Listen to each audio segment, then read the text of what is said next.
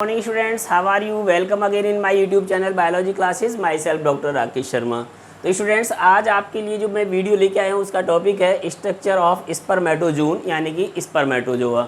जो human spermatozoa हैं, तो इसकी आज हम आपको स्ट्रक्चर के बारे में बताएंगे। तो स्टूडेंट, जैसे आपको मैंने पिछली अपनी वीडियो में बताया था स्पर्मेटोजेनेसिस। तो स्पर्मेटोजेनेसिस यानी ह्यूमन बीइंग के अंदर, जैसे हम बात कर रहे थे गैमीटोजेनेसिस की, तो गैमीटोजेनेसिस दो टाइप का स्टूडेंट्स होता है, एक स्पर्मेटोजेनेसिस और एक होता है उसमें ooजेनेसिस। तो हमने पिछली वीडियो में आपके साथ जो डिस्कस किया था वो किया था स्पर्मेटोजेनेसिस। थोड़ा सा मैं उसी के पीछे का थोड़ा बताता हूँ आपको, ताकि ये आपको सही समझ में आ जाए कि जैसे स्टूडेंट्स जो स्पर्मेटोजेनेसिस होती है ह्यूमन, यानी कि जो स्पर्मेटोजेनेसिस है जो ह्यूमन बीइंग के अंदर मिलती है, तो उसमें क्या होता है कि स्टूडेंट्स के जो स्पर्मेटोजोआ का फॉर्मेशन है, वो स्पर्मेटोजोआ का फॉर्मेशन दो स्टेजेस में कंप्लीट होता है। तो जो पहली स्टेज हमने आपको बताई थी, हालांकि हमने पीछे बताया भी आपको कि पहली स्टेज में क्या होता है कि formation of spermatids from the sperm mother cell. जो स्पर्मेटोजोआ को बनाने वाली स्पर्म मदर सेल्स होती हैं, जैसे जिसको हम क्या कहते हैं, स्पर्मेटोगोनियम।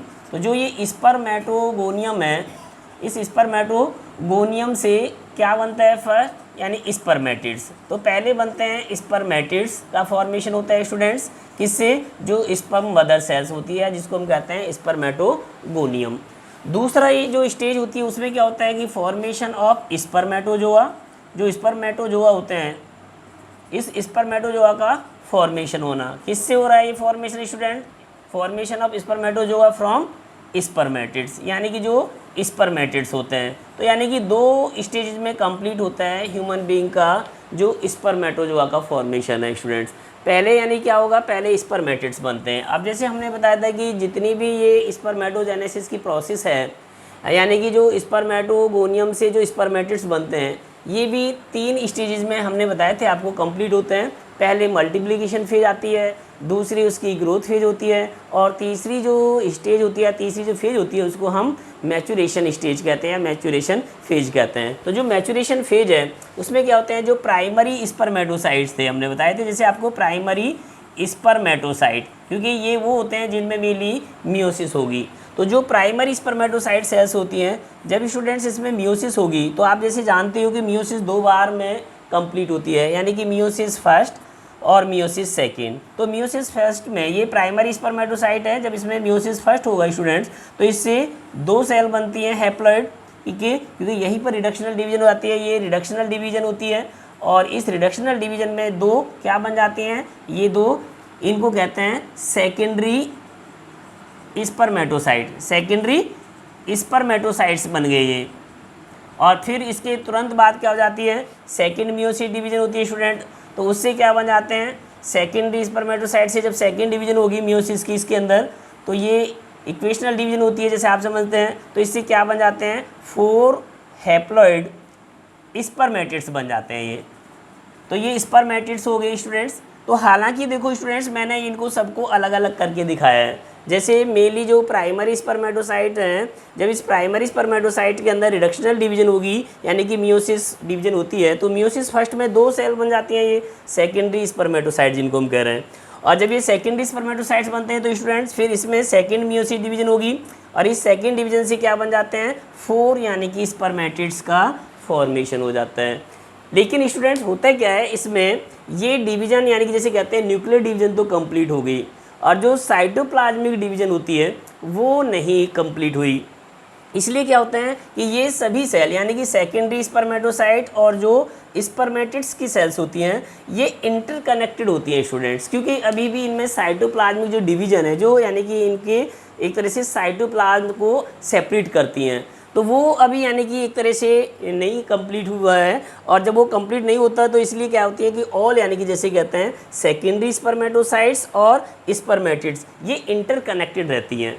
उसके बाद क्या होगा कि जब इसमें साइटोप्लाज्मिक डिवीजन कंप्लीट होगी, तो ये स्पर्मेटिड्स धीरे धीरे अलग हटके और किस में कन्वर्ट होना स्टार्ट हो जाते हैं, ये ट्रांसफॉर्म होना स्टार्ट हो जाते हैं स्पर्मेटोजोआ के अंदर। तब ये स्पर्मेटोजोआ का फॉर्मेशन करते हैं स्टूडेंट, और इन्हीं स्पर्मेटोजोआ को हम क्या कहते हैं, स्पर्म सेल्स। लेकिन क्योंकि स्पर्मेटिड्स जो होते हैं, ये स्पर्मेटिड्स आपको ऐसे ही दिखाई देते हैं, ऐसे इनकी स्ट्रक्चर ऐसी होती है जैसे हमारी बॉडी की बाकी की नॉर्मल सेल्स होती हैं, यानी कि उनमें कोई ज़्यादा डिफरेंसेस नहीं होते।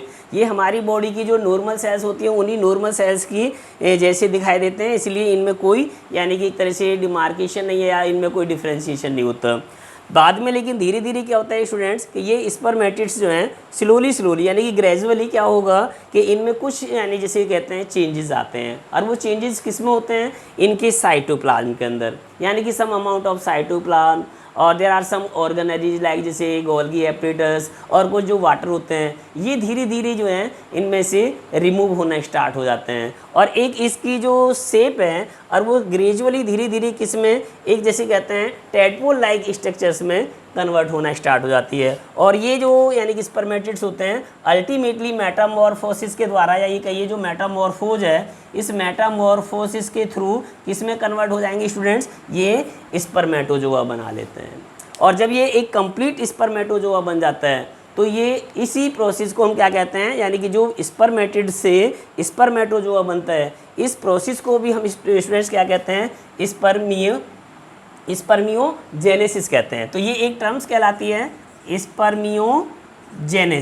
तो ये स्पर्मियोजेनेसिस हो गया, और उसके बाद जब ये स्पर्मियोजेनेसिस हो जाती है यानी कि स्पर्मेटिड से स्पर्मेटोजोआ का फॉर्मेशन हो जाता है, तो धीरे धीरे क्या होता है, जैसे हमने पीछे भी आपको स्टूडेंट्स बताया है, क्योंकि ये प्रोसेस कहाँ चलती है, जो स्पर्मेटोजेनेसिस है ये सेमिनिफेरस ट्यूब्यूल्स के अंदर हो रहा है। जो टेस्टिज के अंदर सेमिनिफेरस ट्यूब्यूल्स होती हैं, तो जो सेमिनिफेरस ट्यूब्यूल्स की लाइनिंग्स होती हैं वो लाइनिंग्स जर्मिनल एपिथीलियम से बनी हुई हैं, और उन्हीं जर्मिनल एपिथीलियम्स के अंदर दो टाइप की सेल, यानी एक तरह से कहिए कि जो सेमिनिफेरस ट्यूब्यूल्स हैं उसमें जो जर्मिनल सेल्स के अलावा दूसरी टाइप की भी सेल्स होती हैं। जैसे एक तो जर्म सेल्स होगी जो मेनली स्पर्मेटोजोआ का फॉर्मेशन करती हैं, और उसी में मैंने आपको पीछे भी बताया था कि उसमें दूसरी भी यानी कि टाइप की सेल्स होती हैं जो थोड़ी सी लंबी होती हैं, बीच बीच में इन जो सेल्स होती हैं, जर्म सेल्स होती हैं, इनके बीच में पाई जाती है, जिनको हम सर्टोली सेल्स कहते हैं। तो ये जो सर्टोली सेल होती हैं, इन सर्टोली सेल्स का जो फंक्शन है, इनको हम नर्सिंग सेल के नाम से भी जानते हैं या नर्स सेल के नाम से भी जानते हैं स्टूडेंट, बिकॉज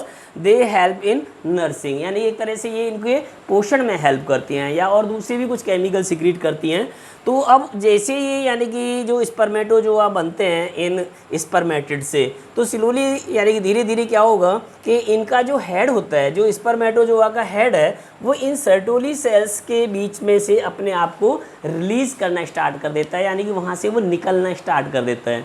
और जैसे जैसे ये अपने हेड को वहाँ से सर्टोली सेल्स के बीच में से खींचता है, तो यानी कि जैसे यह रिलीज होता है, तो रिलीज होने के बाद में कहाँ जाते हैं, ये स्पर्मेटोजोआ की जो सेल्स होती हैं, स्पर्मेटोजोआ होते हैं, ये इस सेमिनिफेरस ट्यूब्यूल का जो ल्यूमन है, यानी कि जो कैविटी है, एक तरह से इसको हम ल्यूमन भी कहते हैं या ये कैविटी है, इस कैविटी के अंदर ये स्पर्मेटोजोआ धीरे धीरे अब एक तरह से इकट्ठा होना स्टार्ट हो जाते हैं या इसके अंदर भरना स्टार्ट हो जाते हैं।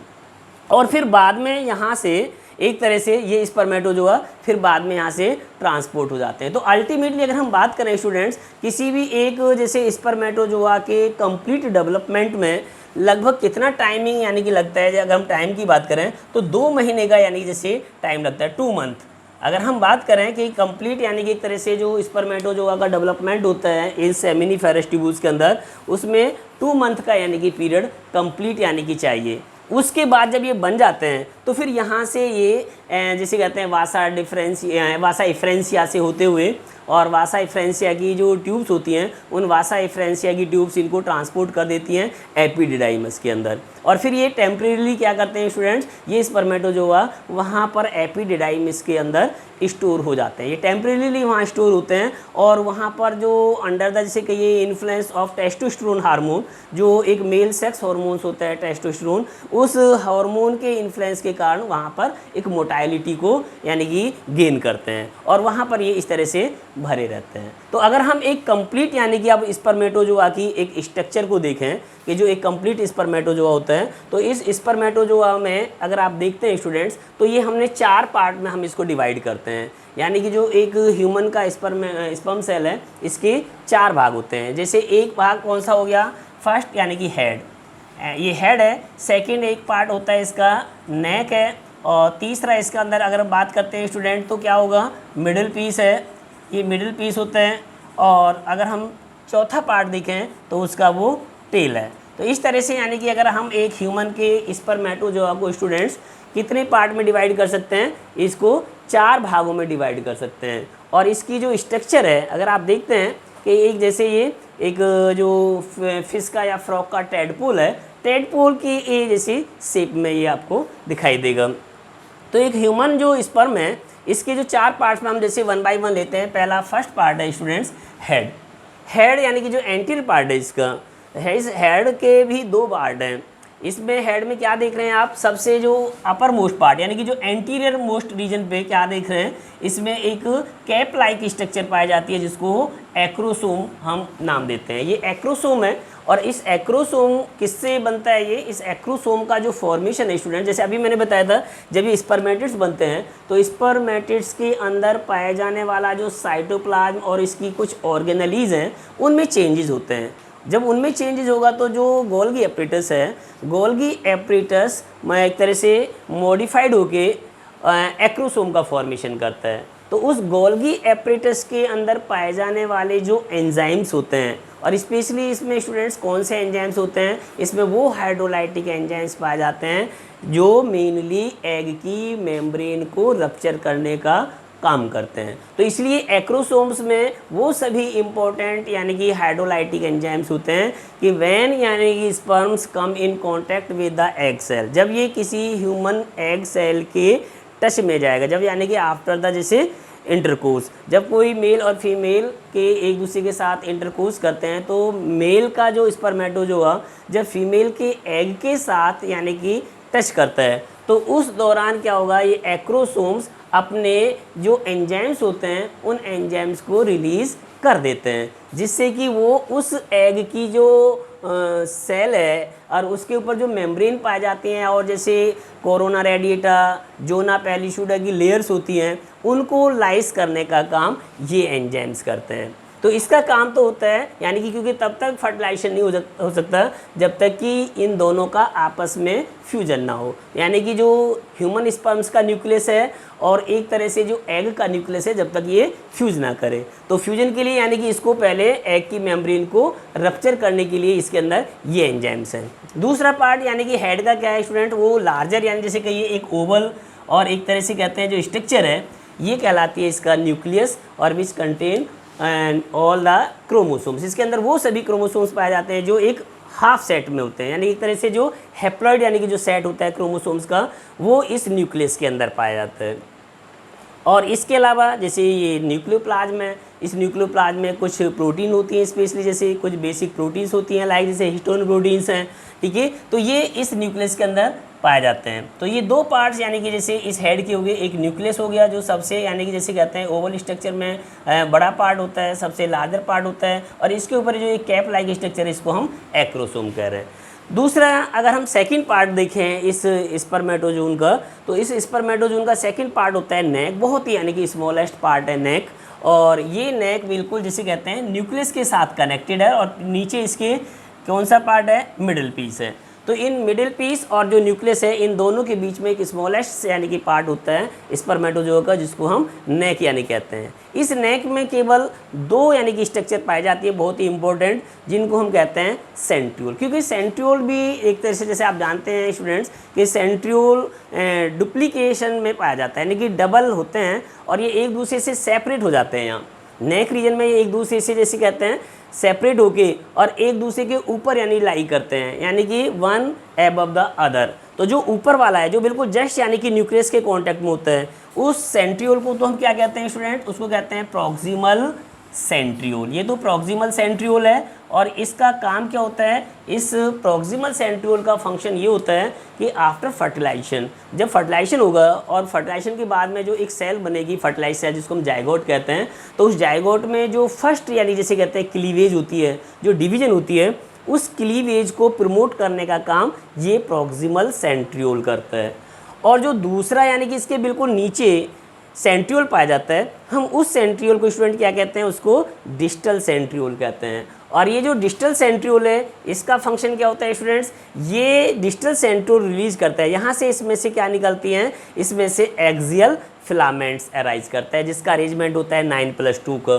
तो ये एक्सियल फिलामेंट अब यहाँ से निकलने के बाद और पूरे मिडिल पीस और टेल से होता हुआ और ये आगे तक चली जाती है, टेल को भी आगे यानी कि छोड़ देती है और एक छोटे से एंड पीस के रूप में ये फिनिश हो जाता है। ये इसका नेक रीजन हो गया स्टूडेंट्स। तीसरा पार्ट कौन सा आता है, नेक्स्ट थर्ड पार्ट आता है स्पर्मेटोजून का, वो है मिडिल पीस जो थोड़ा सा सिलेंड्रिकल शेप में होता है और फिर धीरे ये थोड़ा थोड़ा टेपर होना स्टार्ट हो जाता है। तो ये जो सिलेंड्रिकल पार्ट है हम इसी को मिडिल पीस कहते हैं स्टूडेंट्स। और इसके अंदर क्या पाए जाते हैं, इसमें नंबर ऑफ माइटोकॉन्ड्रिया, यानी इसमें नंबर ऑफ माइटोकॉन्ड्रिया होते हैं। और ये माइटोकॉन्ड्रिया भी इसी जो फिलामेंट है, जो एक्सियल फिलामेंट है, इस एक्सियल फिलामेंट के चारों तरफ एक तरह से जैसे टाइटली कॉइल्ड होते हैं। और आप जानते हैं कि माइटोकॉन्ड्रिया का फंक्शन क्या होता है, कि माइटोकॉन्ड्रिया का फंक्शन होता है एनर्जी प्रोवाइड करना है। इसलिए ये एक तरह से इस स्पर्मेटोजोआ को सोर्स ऑफ एनर्जी का काम कर रहे हैं।